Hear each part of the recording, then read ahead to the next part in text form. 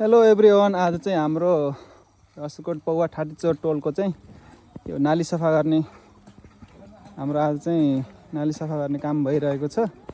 हाम्रो चाहिँ टोलको घरबाट एकजना जम्मा भएर नाली सफा गर्ने भनेर चाहिँ अभियान चलिरहेको छ।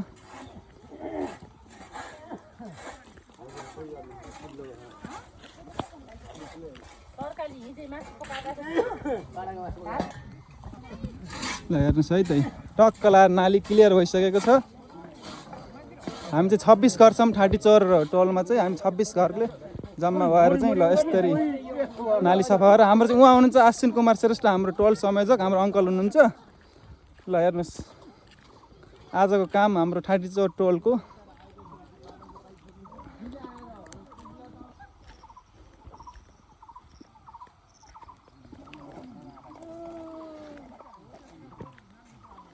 नाली चाहिँ पुरै माटोले पुरिरहेको थियो। अब टक्क हाम्रो ठाटीचोर टोलको चाहिँ सबै जम्मा भएर